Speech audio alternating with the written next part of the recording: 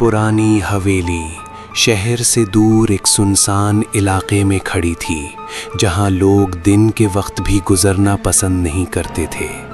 कहते हैं कि वहां एक दुल्हन की रूह भटकती है, एक ऐसी दुल्हन जो अपनी शादी की रात ही मर गई थी।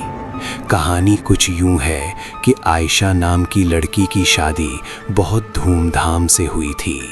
लाल जोरा गहनों से लदी हुई वो बिल्कुल एक ख्वाब जैसी लग रही थी, लेकिन उसकी आंखों में अजीब सी उदासी थी, जैसे वो किसी अंधेरे राज को छिपा रही हो। शादी के बाद जब उसे उसके कमरे में भेजा गया तो रात अचानक से खामोश हो गई। मेहमान सो गए, ढोल बंद हो गया, लेकिन उस कमरे से हल्की सी सिसकियों की आवाज़ आती रही। सुबह जब दरवाज़ा खोला गया तो सबकी चीखें निकल गईं। आयशा अपने ही जोरे में ज़मीन पर पड़ी थी। उसका चेहरा सफ़ेद, आंखें खुली हुईं और हाथों पर खून लगा हुआ। कोई समझ नहीं सका कि उसके साथ क्या हुआ। कुछ लोगों ने कहा कि उसने खुदकुशी की, जबकि कुछ ने कहा कि उसे किसी ने मार दिया। लेकिन असली खौफ तब शुरू हुआ जब उस रात के बाद हवेली में अजीब वाक़यात होने लगे। रात के अंधेरे में लोगों ने देखा कि एक दुल्हन सीढ़ियों पर धीरे धीरे चलती है। उसका जोरा अब भी लाल होता है, लेकिन उस पर खून के दाग होते हैं। उसके पाँव ज़मीन को छुए बगैर हिलते हैं और उसकी चूड़ियाँ खामोशी में खनकती हैं। जो भी उसे देख लेता वो या तो पागल हो जाता या फिर कुछ दिनों में मर जाता। कहते हैं कि आयशा की रूह अब भी अपने कातिल को ढूंढ रही है। कई सालों बाद कुछ दोस्त उस हवेली में एडवेंचर के लिए गए। उन्होंने सोचा कि ये सब सिर्फ अफवाह है।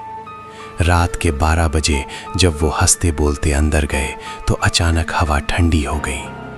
एक दोस्त ने महसूस किया कि किसी ने उसका नाम धीरे से पुकारा, अली। वो घबरा गया, लेकिन उसने समझा कि कोई मजाक कर रहा है। फिर उन्होंने सीढ़ियों से नीचे आती हुई एक दुल्हन को देखा। उसका चेहरा बालों से छुपा हुआ था और हाथ में मेहंदी की जगह खून लगा हुआ था। एक दोस्त ने हिम्मत करके उसका चेहरा उठाया और उसी लम्हे उसकी चीख पूरी हवेली में गूंज उठी। दुल्हन का चेहरा आधा जला हुआ था, आंखें बिल्कुल काली और होठों पर एक डरावनी मुस्कान। वो धीरे से बोली, मुझे मेरा दुल्हा चाहिए। उस रात सिर्फ 2 दोस्त जिंदा वापस आए, तीसरा कभी नहीं मिला।